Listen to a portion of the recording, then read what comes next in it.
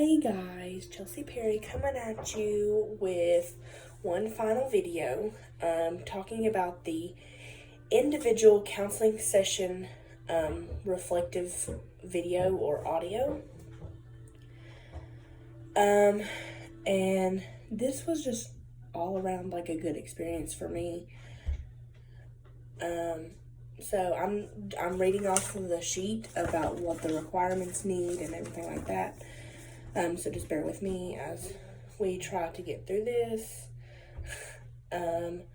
So the first bullet point is describe the mode of connection. And first off, I was very fortunate to actually be able to go to a counseling center before all this coronavirus happened. So I actually got to have that face-to-face interaction, which was really good. So yeah, the next bullet point was describe the layout of the counselor's office. Was there a desk, and if so, where was it positioned? Was there other furniture? And if there was, where was the counselor positioned in relation to your session? And were there other things in the room that you noted, pictures or other wall hangings? She did have a desk, but it was in the corner of the room. Like when you first walked in, if you walked all the way right in front of the window, there was a desk. It was very small, but very neat. Like you could tell, she had a filing cabinet with it, so that's obviously where she kept everything. But her desk itself was actually really neat. And then there was other furniture. There was like 2 little love seats in there. And the love seats actually had little things on them to like twiddle your fingers if you get nervous during counseling sessions and stuff like that. It had just little stuff to try to do that, which I thought was really cool. And the way she did it was like there was like this little side table that had tissues on it, and she actually flipped her office chair around and actually you got her notepad and wrote on that one, so her back wasn't to me or anything, like she was facing me. So she was positioned there, and I was on the right hand love seat. And were there any other things in the room that you noted? She had all kinds of like pictures and stuff like that on her walls, of uplifting and encouraging statements, which I thought was really cool. The one in particular that really stood out to me was it was trying to depict this girl who felt like she was carrying the weight of the world on her shoulders. So, and she had actually painted it and gave it to the therapist to keep. And it was really cool. It like weighted it down, like not weighted it down, but like the world was weighing on this girl's shoulders, and then they had 2 other people who were supposed to represent family and friends who were coming up behind her and helping her lift the world off of her shoulders, which I just thought was really cool. And then it says, did you know anything in particular that stood out to you? She did have a music player. She had like a little boombox in the corner that you could plug up. But she didn't really use it. She didn't use it with me.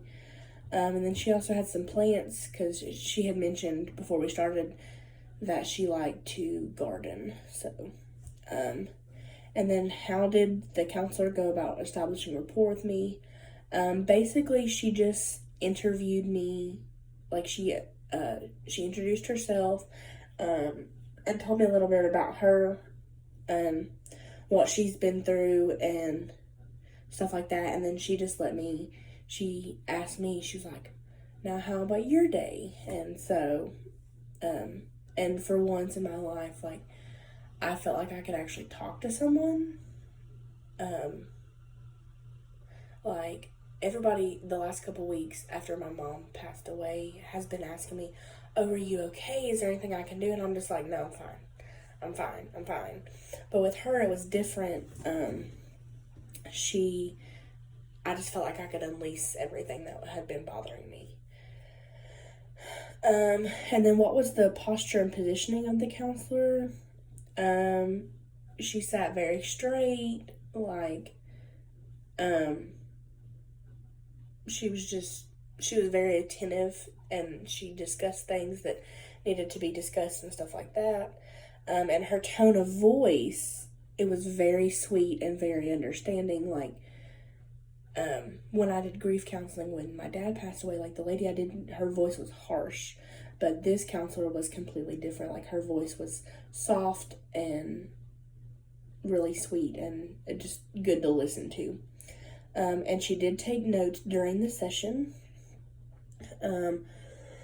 Excuse me. She did take notes during the session. She didn't take a lot. From what I could tell, she didn't really take a lot of them. She just let me talk and get some stuff off my chest. And it says, did you notice anything in particular about the counselor's body language and nonverbal communication?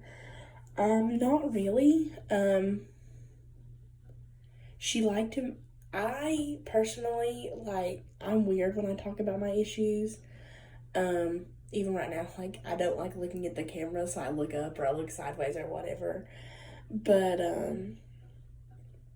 she liked to make eye contact, which I guess is good for a therapist because you want to know that you're on their level.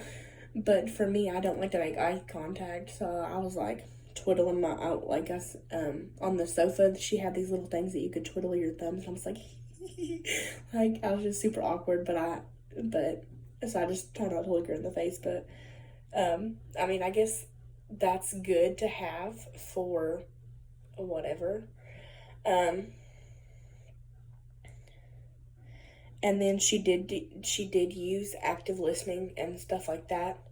In the end, like she did use active listening in the session. She would repeat stuff back to me and like ask me questions to go into deeper depth about what we were talking about.